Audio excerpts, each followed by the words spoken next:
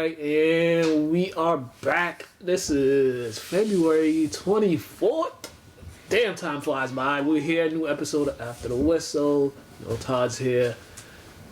They've got the green light, so he's in coach mode now. So.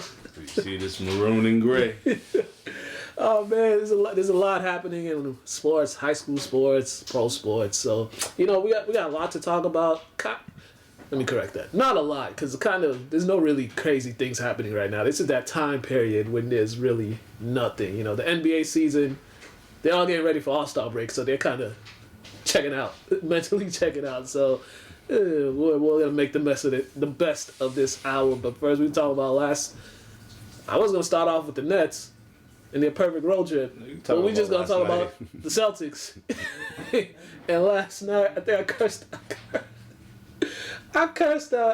at my TV so loudly when I hit that, because I was just like, this dude would hit that shot. The shot that he's been this year, his step backs have been horrible. He hasn't been that good at step backs, and he hit two crazy step backs. I'm like, that would be the way this game would end, man. I mean, Candace Parker was yelling the whole time, don't let him go left. Don't let him go left. But, nah, man, it was a great game. It was. Celtics made some they're I want to say they're making strides to be a better team, because they're making better decisions down the stretch. They're getting to the cup. Yeah. They're making easy baskets, but Luke is just playing out of his mind right now. And the shot he made to seal the game, you just gotta. They threw two people at him. You gotta tip your cap to that, because as deep as he was, I knew he was making just the way he shot it. I was like, yeah, that's in there. And there's nothing you could do as a defense. They threw two people at him on both of them. Even the one he hit before. I mean, Tice played as good a defense as you can. It was just like, okay, I guess it's one of those. I didn't like that switch though. I don't like that. This is a trend in the NBA. Everybody always easily switches on these high screen and roll high. They just easily switch. I'm like, yeah, this is a Tatum was covering him in that play, right? Which one? The last one? Or I think Brown. It was Brown. Well, whoever it was, Brown. You don't end of the game. You fight through whatever you got to fight through. You don't switch, because as you can see, Luka just did a couple moves, a couple between the legs, just got that space and got behind the three and knocked it down. Or just trap him, or rush him and get the ball out of his hand, because he's shown he could hit shots in the clutch, because he did it in the postseason. And you just saw it in the previous play, so. But let's be real, though. This wouldn't have been an issue if the Celtics bench did anything. The Celtics bench only had 19 points compared to the Mavs 46, so like. Jalen Brunson came in there, gave him 22, hit 5 threes. Shout out to the Brunson family, Yeah, Rick Brunson. Shout out he's to from Salem, right? Yeah. Yeah, there you go. But yeah, he definitely did. And then there's other Tim Hardaway Jr., he's always. Anytime he comes in, it's always points. But he went 0 for 8, but he still had 14 points. Also, too, another issue I had, like I said last week. Now you got Brown, Tatum, and Walker. They shot a combined 11 for 29. That's too many threes. Just between them three, it's just between them three, and the bench gave you basically nothing. Yeah. So we got to figure those things out. Yeah, it was one of those. They got what they needed from their three guys. It was somebody else needed to make some, or just get some stops on defense. They couldn't down the stretch. It was like Dallas kept getting to the free throw line, or they were getting a point. It's either they were getting fouled or getting a point. Granted, I went to the bathroom and they were down, I think 11 points or something, and I come back and they're down 4 points. So I had no idea what happened in that sequence. I'll be honest, I caught this game last 2 minutes of the fourth. You caught it at the right time. So yeah, you caught it at the right time, because they came. I was like, what in the world happened? But then they're going back and forth, and then I cursed at my TV. I got yelled at. But this roster is just, for their three guys, the surrounding pieces around them, it just seems like there's certain pieces in there that don't fit.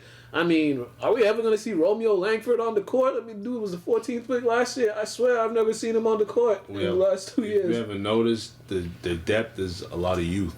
Yeah. So that's the issue. we have vets now at our primary positions, but the bench is a lot of youth that have to figure it out, have to learn the game. So that's another reason why our bench is struggling, because we don't have many vets on the bench. And Peyton Pritchard is the most consistent one off the bench, and he's only a rookie. Him and Robert Williams, actually, those are the two guys that are most consistent. I don't know about Robert, but every time he comes in, it's just good things happen. I don't know what it is, but good things happen when he gets on the court. But they don't play him as many minutes as they want. I don't get that either. So I don't get it. It's a tough loss for them, for the Celtics. They need that All-Star break to come like ASAP. You could tell it's kind of getting, and no break tonight because they play the Hawks, and here comes high-flying, high-scoring Hawks. Even though they don't play defense, but last time Trae Young gave him 40, so. Yeah, but defensively they're not as strong, so it'll be an off night a little bit for they are not for the Celtics. They are compared not to playing the Mavs. Yeah, definitely. All right, another team that's been. This team is rolling right now, and that is the Brooklyn Nets. I almost said New Jersey. These guys came in. They went on a West Coast road trip. They went 6-0.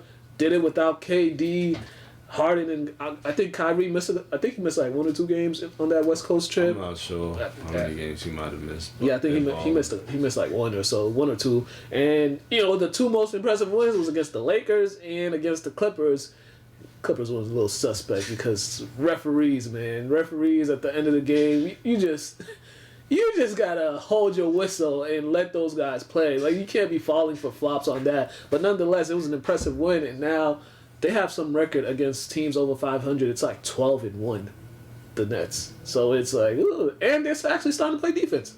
Yeah, man, they're playing well together. Hot in the past 10 games, averaging 25, 7, 11, which is not surprising to us. Yeah. Maybe surprising to everybody else in the world because they forgot he could pass. Yeah. Irvin averaging almost 26 points, 26 points a game, 4 rebounds, and almost 6 assists. So, they're figuring it out. KD's going to come back and just fall right into place. I want to say, like, we have to see what they'll do in the playoffs. Because, a lot of people are saying the bubble's going to burst at some point. Because they're playing so well, which is, won't be surprising because you come back to reality at some point. Yeah. And people start catching on to your schemes and your tendencies and stuff. But we just want to I want to see how they do in the playoffs. I think they're going to do well. Me too, and I just like how, first of all, they got Bruce Brown playing center right now. Shout out Bruce Brown. Bruce Brown too, Massachusetts product. I think I saw him play in high school when he was at Vermont. I think I saw him play. You didn't come in any AU tournaments with me when I was the coach? Because he's still playing some of the same tournaments at BABC and stuff. But I think because when Jordan was at that boarding school, I think they played him. He was a senior. Yeah, he was in high school. He was like a young Westbrook. Yeah. Oh, yeah. He was running everything. Yeah, he was running point and everything. but the role players, my thing, what I'm most impressed about the Nets is their role players because I already said Joe Harris got to be the happiest person in the world because he's getting so many shots just because those guys are getting double teamed or those guys are driving and kicking, and who better to kick it to than a 3-point shooter? And Joe Harris, everything for him has gone up tremendously. He's playing 31 minutes a game. He's scoring 15 points per game. And he's doing it all, I think, and that's just great for him. But for them, they need to figure out about that big man thing because they're gonna run into Embiid at some point in the postseason if the Sixers actually stay healthy and do something. Then that's the only thing that they could beat them, but that's the only thing they have to deal with. I don't think they're gonna figure that out this year. That's probably a move they'll make in the off season. I just think this year they're just more focused on we're just gonna outscore you with our big three, and see what you can bring us because they just have 3 of the greatest scorers that you're gonna see on one team. You know what I mean? Especially averaging over 25. Yeah, that's what I mean. 3 of the greatest. Like, granted that the Golden State team is great, but Golden State team was different. Yeah, they wasn't like that. They're primary shooters. They're 3-point shooters. These guys they get buckets. Yeah. And they embarrassing you on the way to the cup. So, Yeah, and you think you're having a good game, scoring all these points, and then you look up, you got 120, they got 135. Yeah, it's just. They have too much firepower, and then their role players are very consistent. Yeah, pretty much, and that makes for a good team, and for them just to go on the West Coast and win all the games. That's even tough because you know how it is when the team goes out west. They'll that jet lag, and then they'll go to certain cities where there's a lot more things to do than other cities, but they seem to be like a very focused group. And give it up to Steve Nash too. He's not doing the most. He's just simplifying everything. He's just like, James, You get the guys points, and then when you need to get points yourself. He's a player's coach, so I'm sure there was many times even when he played for Dan Antonio, he was also a player's coach, but had a little more control. Yeah. Or needed a little more control. Steve Nash probably was, yo, let me move, let me handle things. So it's like one of them things, like if you know you guys have the intelligence, the IQ, and the ability to make it happen, to make it work on the court on their own, why not? Yeah. And the thing with this team, it's like, okay, crunch time. Pick your poison. Who do you want to beat you? Because we've seen games with Kyrie, he takes over, or James Harden, where he's not scoring, he's dishing. So it's like, when it's in a close game and you're the opposing team, it's like, all right, we can't double any of these guys. So yes, that's also too one of the things too. Like based on the situation, will determine which guy takes a shot. You know what I mean? Just who's hot or who's having a better game, better feel. But yeah, Boston too wasn't going 5-0 on the West Coast. Like, granted, they did beat the Lakers, but they were missing a vital piece. So. Yeah, they had no idea. And you know, somebody was talking pretty tough. And I just don't like the whole front runner vibe. That's the only thing I don't like too much, but it's all good. Everybody different. Yeah. You know what's different? I never knew you could hire a head coach in the middle of a season after you just fired one 24 hours, not even the day of. And they fired him during the game? They fired him after the game. I don't know. They fired him that day, and they hired a new coach that exact same day. We're talking about the Minnesota Timberwolves firing Ryan Saunders and then hiring Chris Finch. And I don't understand it. Usually you do an interim coach, and then you do a search for a coach in the offseason, but these guys just straight up said, forget all that. We're going to get somebody else who's already coaching on the team. It's just weird. I feel like there's some type of rule that they broke here. Like tampering? Yeah. I think so. Because it seems like you have a close relationship with Mr. Finch, which I'm not mad at. The man played in the league, played in the D League, coached in the D League, been around. Like he would think he was undrafted, but he played in the league, so he knows about it. I was always worried about Saunders is getting the gig because your dad was an old coach, ex-GM, was he? Or just the head coach? Coach. You know, he passes, granted, you know what I mean? Wow, sorry for the man passing, but it seemed like you just got the job out of pity. That's how I looked at it. Because I'm sure that his credentials don't even match up to Finch's. Yeah. So that being said, maybe they were just sick of having, you know what I mean, the daddy son around and just want to start fresh. That's a whole uncomfortable situation, and I just think you had an interim coach right there. An assistant coach right there who got respect from other in Vanderpool. Dame Lillard tweeted about him. Some other guys tweeted about him. It's like, why not give him a shot and see what he can do on just an interim basis? And if Finch is still the guy you want, you can still get him after the season's over. They just rushed it and they didn't even bother to see what one of the assistants could do. And in the sports world where people talking about so many coaches of color not getting the chances, this move just makes it even worse when there's one right there that the players actually like. It's just a reminder, the sad, harsh truth, but life ain't fair. Yeah, it's not. But jeez, a T-Wolf, that's just one of them truths in life, man. Unfortunately, life ain't fair. Granted, the next person up should be the next guy in the next seat over, but some people just don't feel that way. Yeah, or even if you don't want to give him the job and you already have your mindset, just give him an opportunity to coach, and he could use that as to show other teams, because other teams could look at how he did on an interim basis, and then he could get a job off that.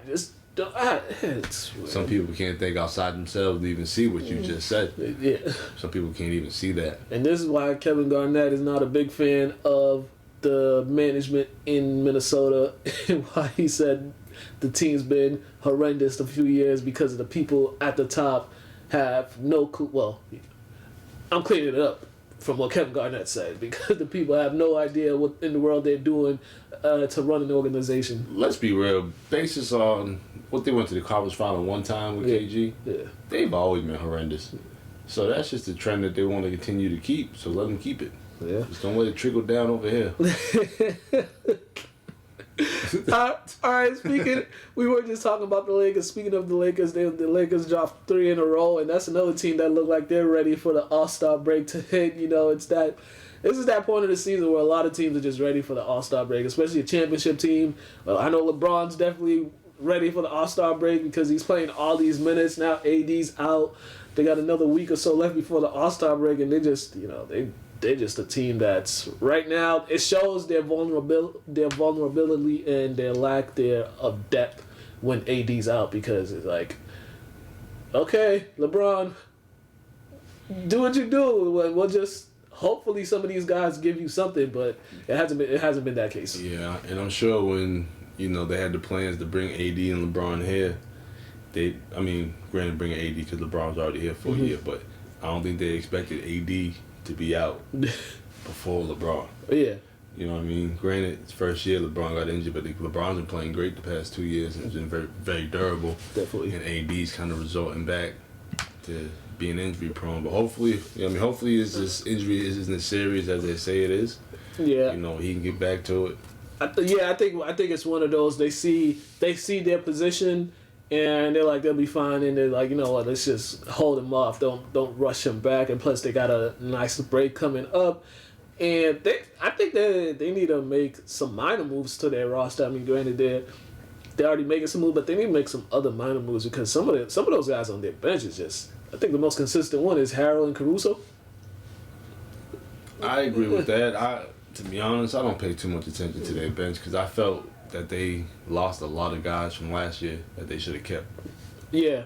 Like, I just feel like their bench isn't as strong as it was last year. A lot of people trying to lie to themselves and say that it is, but I personally don't think it is. No, it definitely isn't, because it was very versatile, because you had Rondo coming in there, and he's getting people the ball. He's gonna give you probably 5, 6, 7 assists, and then you got some other guys coming in. I think Kuzma was coming off the bench scoring. Morris was coming off the bench giving you points, but now it's like Kuzma's like here and there, Morris is here and there. Dennis Schroeder, he's another one that's out. And the size too of their bench. That's some flaws, but the only benefit for this Lakers team is those flaws could be hidden because you got LeBron and AD. That's the only thing you can say about the Lakers. But the injury came at the worst time, because now they got a few games. They got the Jazz tonight. I believe they got the Warriors at some point this week. So the injuries come on the time of the schedule where they play actually good teams. So yeah, so hopefully they just weather the storm. Yeah, they just gotta get through next week, and then they'll reevaluate everything when they're back. All right, All-Stars.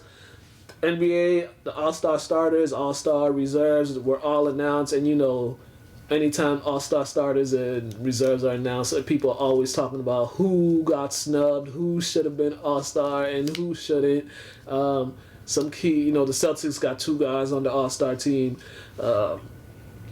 Vucevic from the Magic, he made the All-Star team. I have no idea. I think Sabonis should have made it over him, because once Sabonis is having a crazy year and the Pacers are actually winning, and I think winning should actually be valued when you're picking All-Stars. And Zach LaVine, granted they stink, but you can't. He's still yeah. No, he's in it. He got it. He got it. He's an All-Star reserve. Hey, don't be talking bad about Zach. You say the same thing every year, bro. No. I'm just saying. Stinking. We know they stink. They stink. But you say Zach LaVine got his All-Star vote finally. Them dudes, they're like. We know they stink. He be getting buckets. I don't get why they stink too, because they got so much talent on that team, and they got some youth too. So it's got to figure it out. Might just have to change coaches, some management. I mean, yeah. Well, at least they got a coach that they don't want to fight, so that helps a little bit. But that guy might have set them back a year. So, 2022, they could be the Bulls' year. Maybe. And then we got some other snubs that people are noting was Zach Levine. I know you're so used Devin to Booker. Devin Booker. He got snubbed. Yeah, he didn't make the All-Star team this year. And people were saying all Devin Booker had to do was win games, because and they're actually good and competitive this year. So it's like Zion is a first-time All-Star. You know what they're saying? The league is forcing Zion on everybody. I mean, let's be real. They really are. Like Julius Randle, first-time All-Star. Good for him. He's playing for the Knicks, so Yeah. I ain't mad at that. And they're not bad this year. They're actually competitive and watchable. It's just you jumping from conference to conference, so it got me thinking for a My second. bad. You could go back to that Zion, the comment you gonna make. I wasn't gonna. I don't know what I was gonna. Yeah, I don't know what I was gonna say about Zion. You said they were forcing it. It kind of feels like when they were trying to force like that guy Giannis. Giannis being better than LeBron. And then every year in the playoffs, he just shrinks. Yeah. I'm just saying, we can go down the list of people they try to throw us ahead of LeBron. Yeah. I'm not even a big LeBron fan. I just respect the man and know he's good. Yeah. Like, who else got? All right, the Jazz got two guys in there. They got Rudy Gobert and they got Donovan Mitchell. I guess Kawhi and Paul George. They're gonna be. They made it as well. It's like the usual suspects. With some new guys, but how was Booker not an All-Star? I don't know. Because they wanted to throw Zion in there. Because I was always from the assumption that everybody got to pay their dues. Yeah. And what's his name? He's not an All-Star either. Ingram. Nope. Well, she should be. This is 2 years in a row for Ingram. He's an All-Star last year. Was he? Yeah, he's already been an All-Star once. Okay. I think he's All-Star one year. I'd be forgetting. But yeah, Ingram should be All-Star, I think, because he be doing work. So you know how the league is political sometimes, man. Yeah, so here's the notable snubs as they stay in the East. Bam Adebayo, Jimmy Butler, Chris Middleton, Tobias Harris, Fred VanVleet, Malcolm Brogdon. He's actually having a good year too. Sabonis, as I already said, Trae Young. Hornets, Gordon Hayward. Hayward's having a good year. He's not having an All-Star year. Only snub I see out of that list is Bam. Yeah. To be honest with you, like the rest of them guys are guys that are good. Some guys that are past All-Star. Some guys that are fan favorites. But only real snub I see in that list you just said was Bam. Yeah. Me personally, like Gordon Hayward thing is just people that like Gordon Hayward. Like. Yeah, he's having a good season, not an All-Star season. All-Star season, like come on. All right, and then for the West, it was some of the snubs were DeMar DeRozan, Shai Gilgeous-Alexander, Mike Conley, and Brandon Ingram and Devin Booker. Mike Conley, I don't think he was a snub. He been hurt. I haven't heard much from Mike Conley. Right, me either. As it is, so. But remember, it's all fans can vote too. Remember when Vince Carter was injured, he didn't even see the floor. Yeah. And he was voted like a starter or something. Yeah. Yeah. That's weird. But so those are the All-Star starters. Those are the All-Star game. The All-Star game still is happening in a couple weeks. I don't know. It's going to be a one-day event, so we'll see. And Yao Ming, didn't he get like the most votes? Every single year. Every year when he was in the league? So it's like, how much weight do you hold? Shoot, all of China voted. Yeah, so how much weight do we really hold like these votes? Yeah. Especially the fan votes. For real. All right. Okay. Here's a little something different we gonna do this time for y'all. Here's a little throwback high school basketball highlights. This is from 2001 state tournament opening round, Lynn Classical in Bedford, and this video came courtesy of Will. So Will had a tape of some games and sent it over to me, and we turned it to DVDs and we made highlights. So check this one out.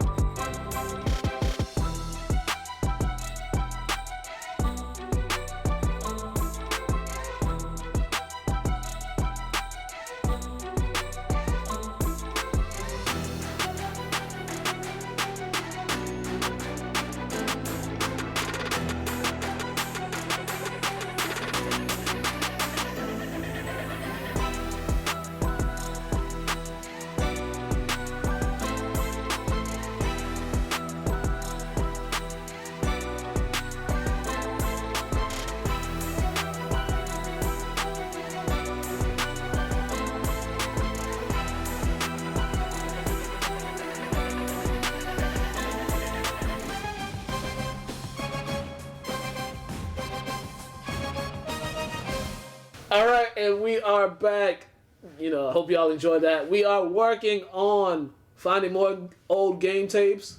We're finding some old games. We're trying to find people who got tapes. We're gonna get one from him at some point. I know I got one from AC. So if you go to the After the Whistle page, we got some 2004 football highlights. So we're just working. And if you know anybody that got VHS tapes, game tapes from back then, early 2000s, please holler at me, because some people want to see their games, and it's unfortunate that they can't because of.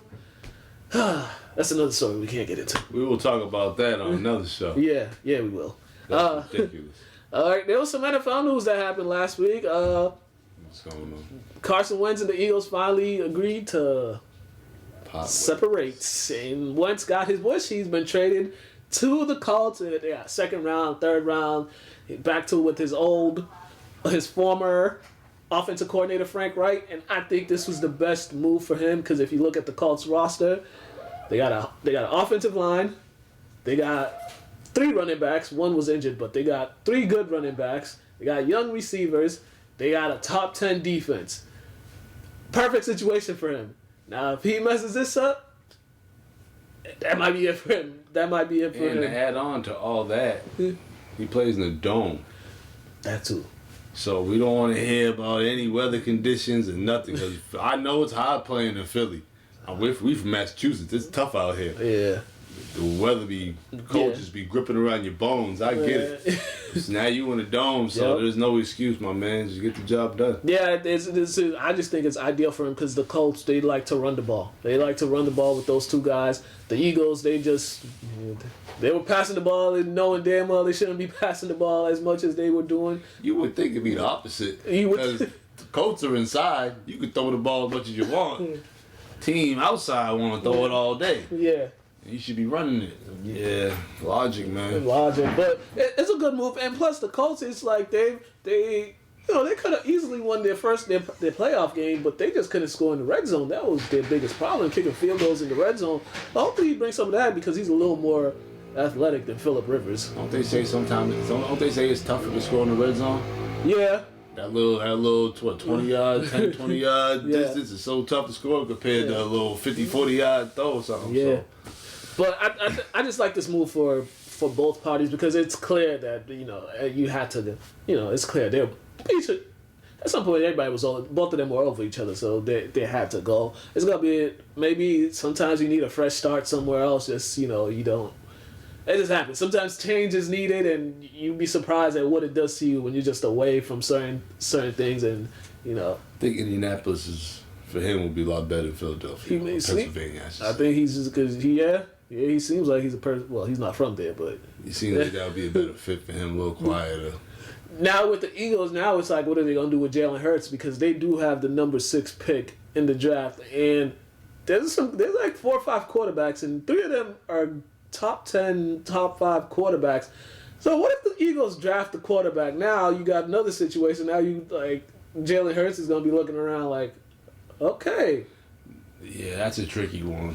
But, on the organization side, you kind of have to cover your own back just in case Hurts doesn't pan out to where you think. If you got the opportunity to get a high pick, when it happens to be a quarterback that could change your franchise, you might as well. I have a feeling that they might. Knowing the way they operate, I have a feeling that they might get a quarterback. Because also, you're bringing in a new coach. Because you don't know if when you bring in a new coach, you're like, this dude, I ain't drafting. As much as you might like your quarterback, if he doesn't have the skill set, you liking him's not going to get you wins. Yeah. Him being likable is going to get you to the playoffs. Yeah. So sometimes you got to just make sure you have something, I want to say, what they call it, the axe in the glass?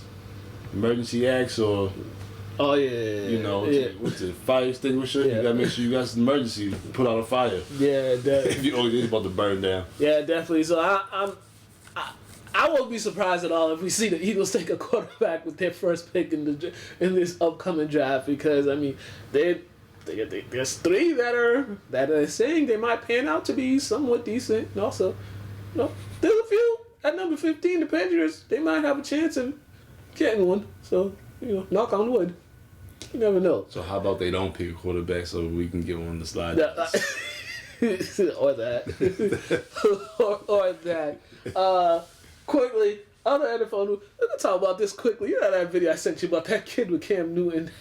Yeah, man. He wild for that. At that camp, it was... He wild for that. I mean, that kid got all the wrong attention.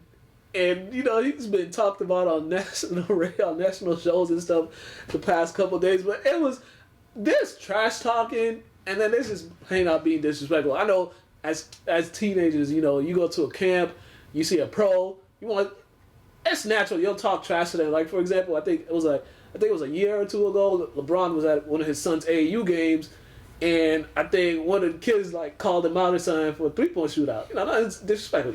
LeBron comes out there, shows him this is why I'm in the NBA and why you got a lot of work to do. But this kid, he's like, you're telling him he's trash, he's gonna be poor. It's just like, dude, what?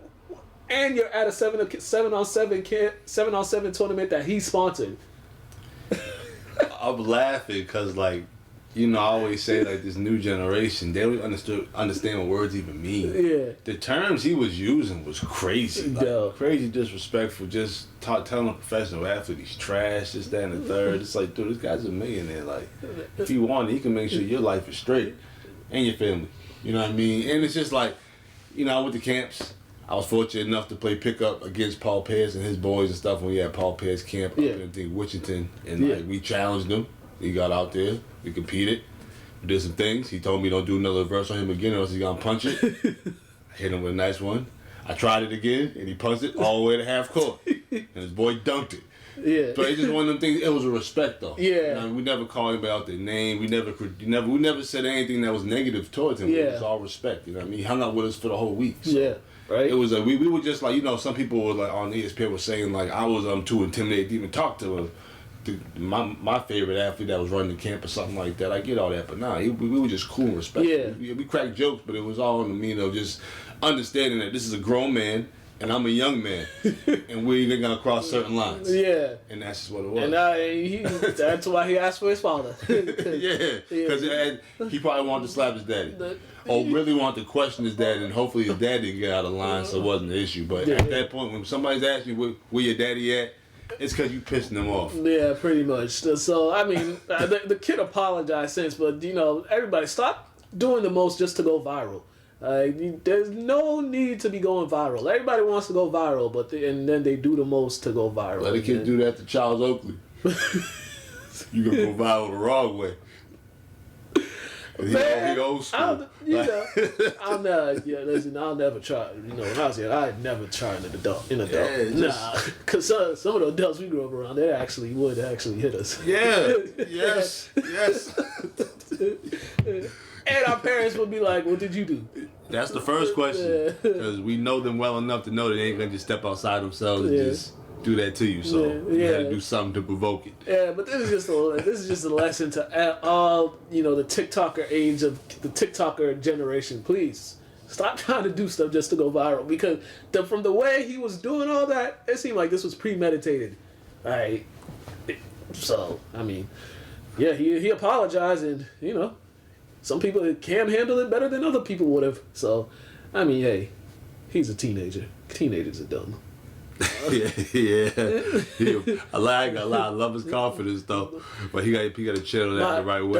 The funniest part was when they actually he was having a serious discussion with him, and he asked him, "What did you do today?" He couldn't even tell him what he did. So that alone, he's like, "No, you were doing all that talking. You should let him know what you did on the field." And usually the biggest talker be the biggest bum out there. Yeah. That's usually how it be. Yeah. But kids, come on now. Yeah, do better, be better. Be better. You know, y'all will learn though. That's part of growing up. It's part of being a teen. We all have moments. We've all been there. I ain't have one like that. But let's go to Athletes Corner, where we talk to Lynn Classical soccer senior Tyler Dugan, who committed to Anna Maria College. So here's the Athletes Corner.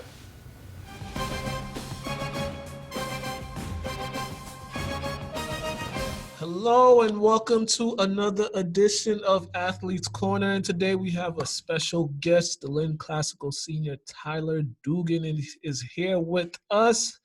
Tyler made a big announcement last week, and we're going to chat about it. How you doing, sir?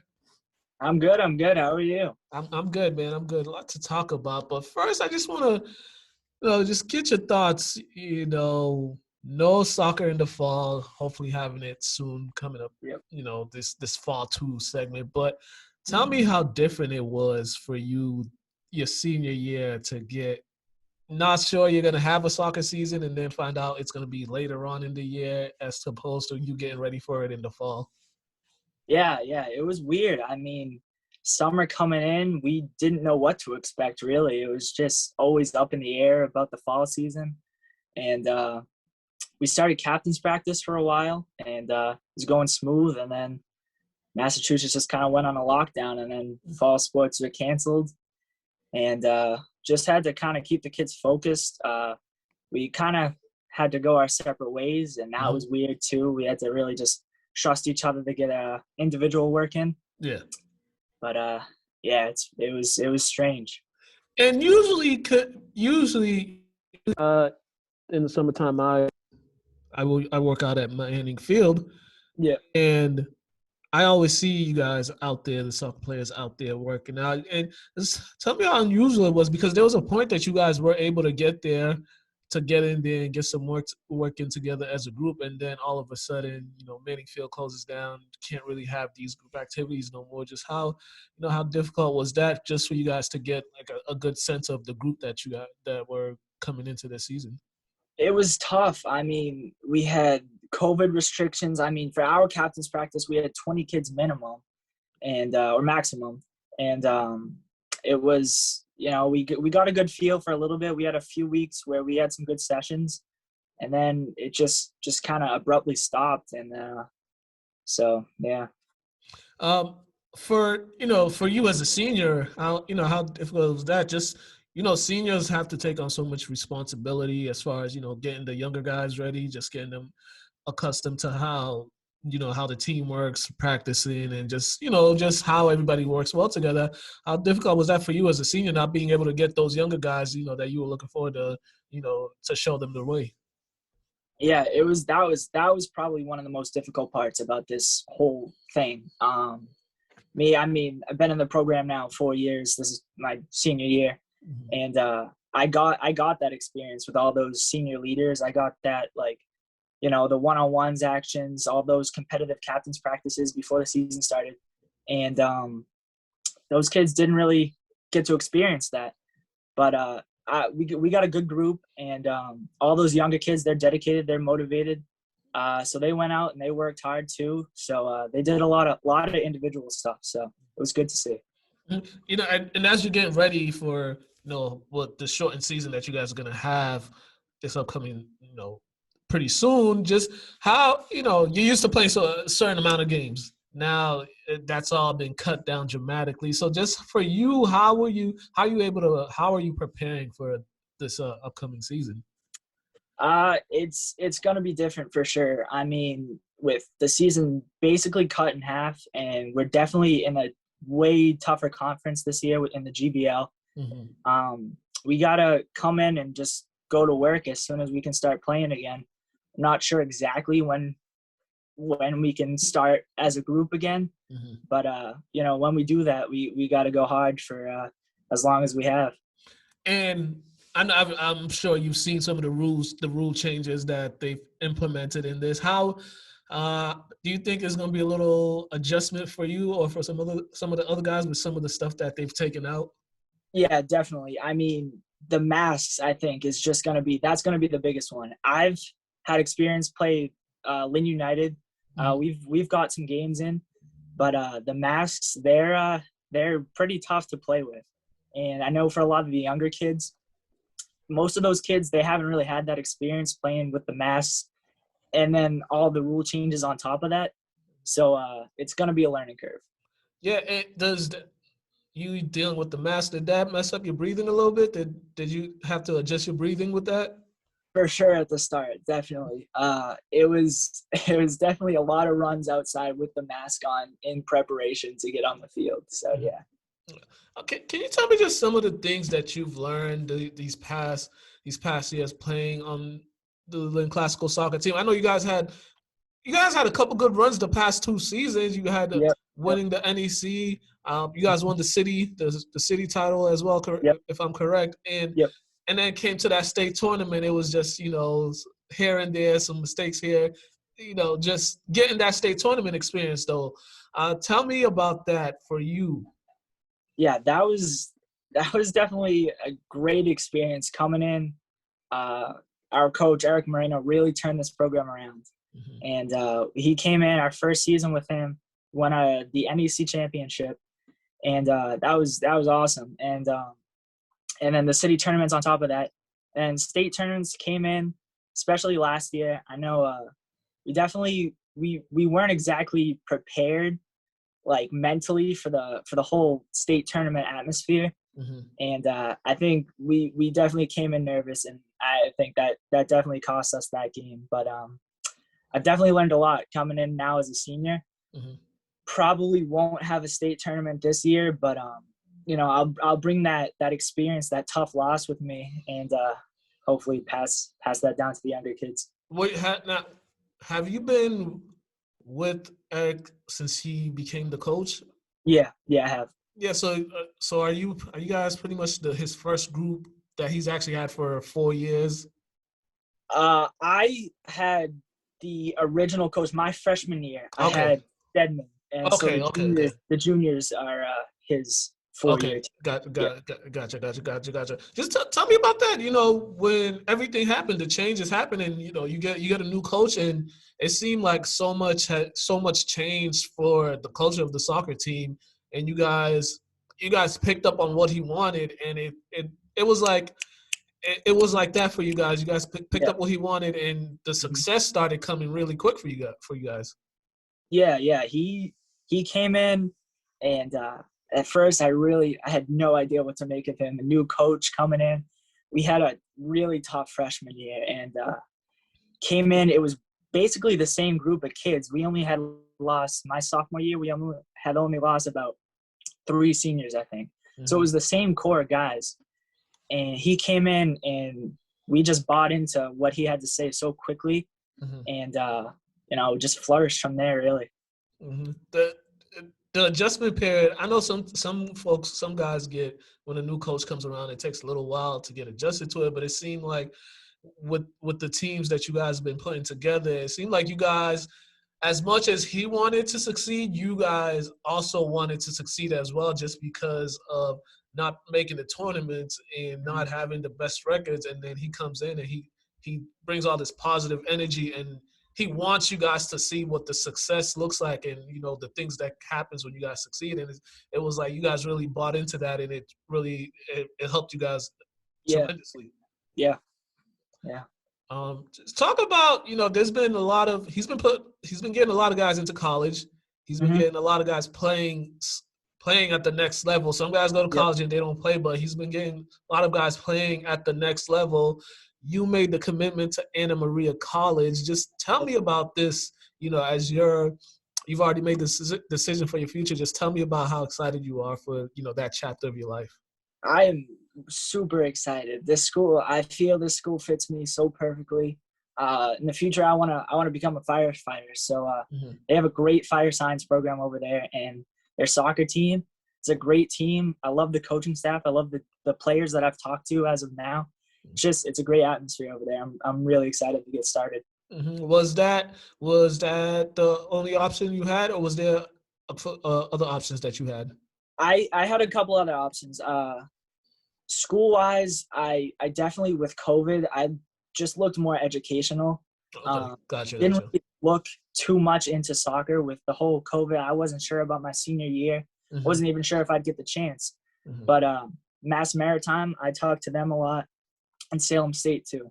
Okay. And what did the coaches say to you to kind of get you to come over there, about the program and all that? It was just, it was weird. A lot of Zoom calls, a lot of FaceTime calls, no real in-person stuff. I couldn't go see any of the campuses, so that was odd. But the coaches, they really just tried to sell their program. And I just felt Anna Maria, their coaching staff, they did a great job. with all, especially the school stuff. They got all my financial aid stuff. They got that all set up like really quick, and I was impressed with what they had to offer me. And this process too, this is such a, for so many, you know, including the last year's group of seniors and now you guys, this is the college process is usually the best time because you get to go to all these campuses, you get to see how the campuses is, meet some of the students there. Just not being able to do that, can you tell me a little about that? Because that's one of the best aspects about the whole college process is visiting these campuses. Yeah. For sure. I mean, my junior year before this COVID really hit, I only visited, I think, 2 colleges. I went to Holy Cross and Assumption. And over the summer, I had like big plans going all across Massachusetts, visiting colleges. And then that just kind of stopped. So virtual tours, I mean, a lot of schools offered them, but it wasn't the same. So, I mean, you know, it was weird. Yeah, definitely. Now tell me how you yourself, you know, how are you getting ready? What's some of the conversations been with Coach Marino about, you know, what you guys should be doing and what is the updates that he gives you guys? Yeah, we started, I think around September. We as a group, our core group, we had Zoom workouts. So that was a good way to kind of kick off, get everybody ready. Mm-hmm. Those have since died down. And then we've had like tactical meetings about, you know, how formations are going to run, which players fit in each role. Mm-hmm. And he's definitely done a great job in this whole crazy time, getting us ready and prepared to go out and play. All right, definitely. Oh man, I want thank you once again and congratulations on your college commitment. That's definitely a big deal, and I'm glad that you already know what you're going to be doing after that. If people want to follow you or anything, please plug in your social media. Yeah, Instagram T_Dugan2, and then Snapchat Tyler Dugan2. If you want to give me a follow. All right, that is Tyler Dugan, Senior, Lynn Classical. Thank you once again. You guys been watching Athletes Corner. Have a great day.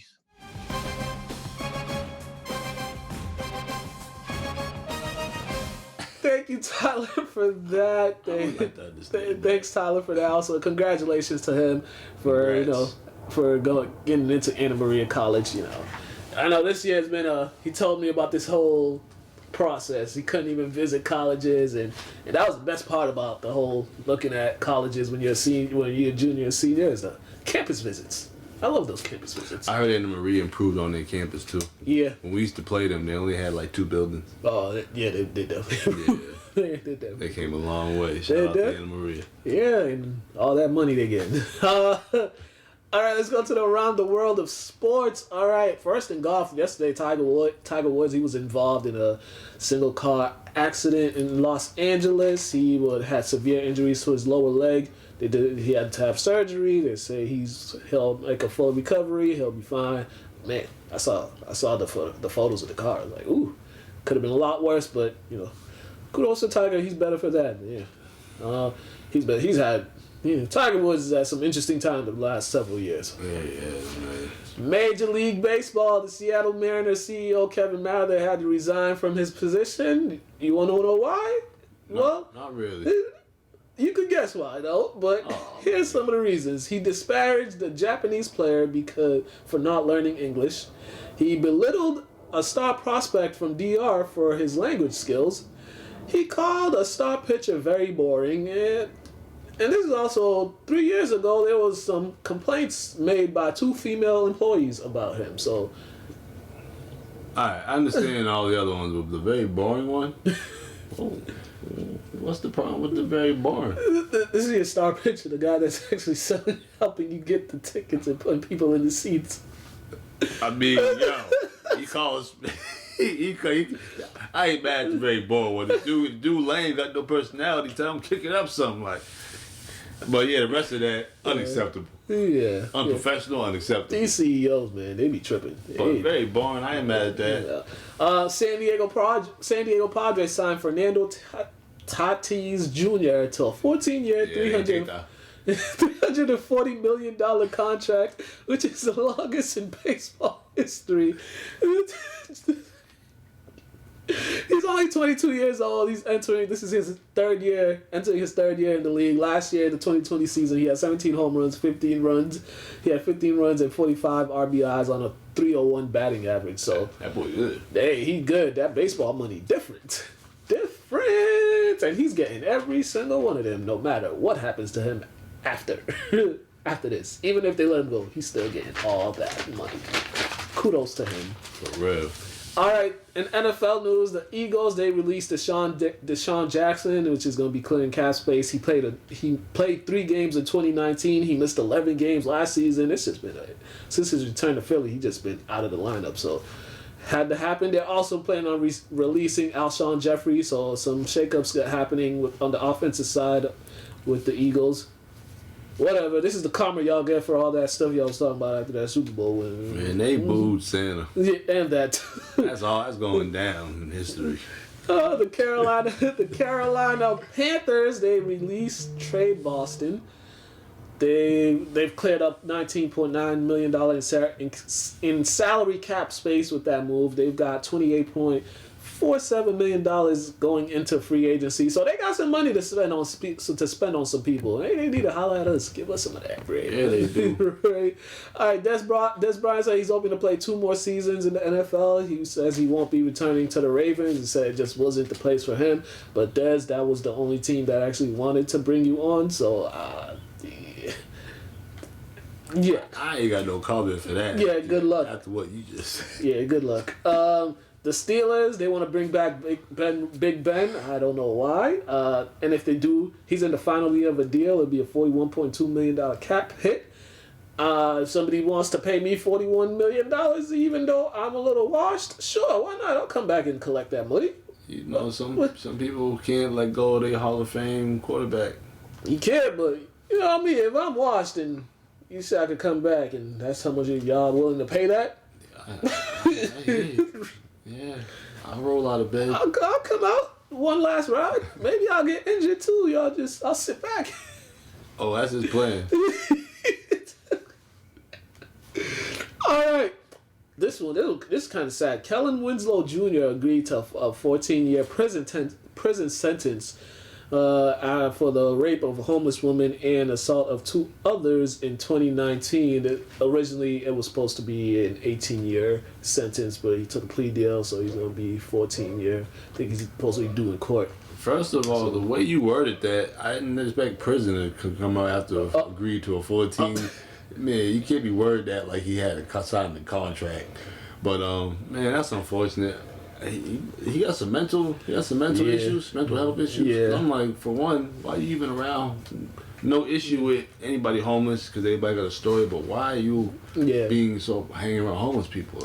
It was just like. And what are you doing even doing that? Like taking anything from taking, you know what I mean? You know how I feel about that. Like I remember reading this story and it was like he was like brought her into his trailer, the trailer that he had, and it was something else. So, and then he denied it, and then proving he was lying. So it's like, bruh, ooh, man, yeah.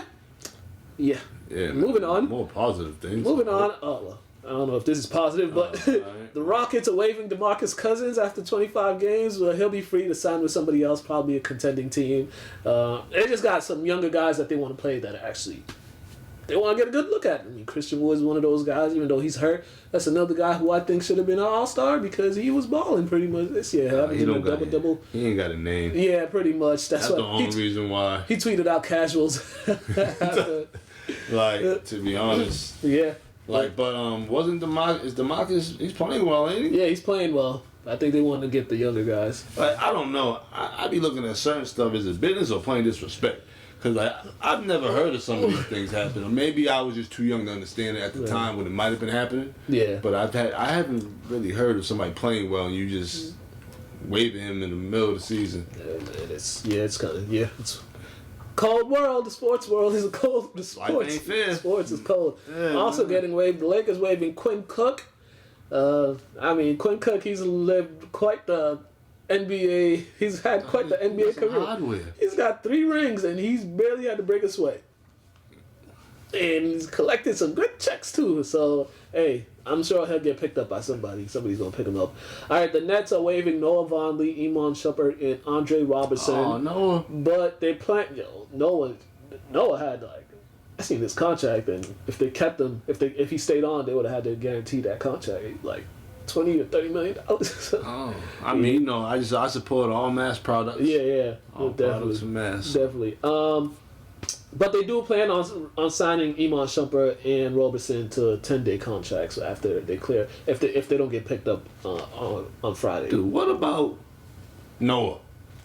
Where Noah going? I don't care about nobody else. I don't know. You can't mention a home state product and other guys. I like them other guys, but he ain't home state product. I don't know, but Noah's still getting that. Alright, he's still getting this chick. Yeah, they still playing it.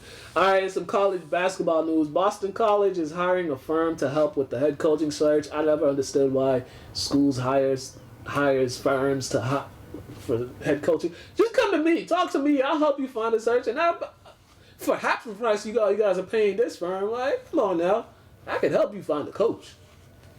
Holla at You me. need help finding coaches. If you really need it, just holler at us. We can help you find a coach. And we won't even charge as much as you guys are paying this firm. Shoot. All right. Some other news. Baylor, they stayed undefeated. They defeated Iowa State 77-72. They were a little scared there. Iowa State had to lead for a while. Then Baylor in the second half made a push. Iowa State, my brother's alma mater. He's ashamed of them right now because, yeah, they're trash. Texas defeats Kansas 75-72 in overtime. They sweep the season series with them. This might be the first time they've done that in a long time. So, kudos to them. And then in an upset, Michigan State, which always seems to play well in late February, early March, they upset Illinois 81-72. Illinois nice though. Yeah, they are. Illinois nice. Illinois got a squad. Yeah, those guys are nice. So Illinois, that's like whatever. Good win for Michigan State. They're trying to make that push for the NCAA tournament. How they gonna make it? Gonna be tough. It's gonna be tough. All right, new AP top 25 polls is out. All right, 1 is Gonzaga, 2 is Baylor, 3 is Michigan. They beat Ohio State over the weekend. I think they lost like 1 game. Michigan nice. That's all you can say. Michigan nice, and they got 3 McDonald's All-American coming in next year. Man, Juwan Howard changing the culture over there, which we already said he would. Yeah, so. I think they have the most McDonald's All-Americans. Got a Fab Five coach, man. You gotta go to Michigan. Yeah, they got guys coming in. And then rounding out the top 10, we got Ohio State at 4, Illinois at 5, Alabama at 6, Oklahoma at 7, Villanova at 8, Iowa at 9, West Virginia at 10, Florida State is at 11, and I know how much you talk about Florida State. Yeah, Florida State tough too. Them dudes are nice. All right. And then in tennis, Naomi Osaka, she won the Australian Open. This is her 4th Grand Slam title. And then Novak Djokovic, he won his 9th Australian Open. So congratulations to both of them. Mm-hmm. Naomi Osaka, she's already heading towards GOAT status. And then in hockey, the Boston Bruins, they had outdoor hockey games the past couple of last week. This was at Lake Tahoe. The Bruins defeated the Philadelphia Flyers 7-3. Pasternak, he had 3 goals, and the Bruins had a 4-goal second quarter. So, Bruins are doing well so far. Shout out to the Bruins. I seen some highlights in there, and I seen when like the pond was melting. Yeah, it looked cool. Yeah, I think I like the little games outside. I would like to attend one. Just making sure nothing melts on me. Other than that, I would love to go to one of them games one time. Yeah. Hey, man. Definitely. All right, let's go to the top 10. NBA top 10. Oh, man. Watanabe got baptized and he got put in a coffin by Anthony Edwards, and that might have been one of the worst dunks I've ever seen in a while. His name should have been Watch Your Nose, B. Top 10.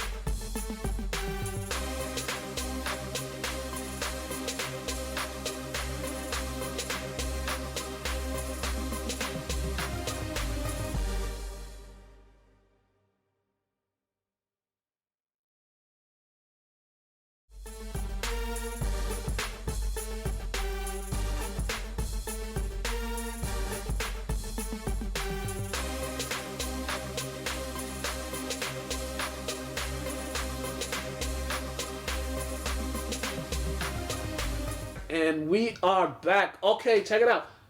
This week was the official start of high school football in Massachusetts. They all started practices on Monday.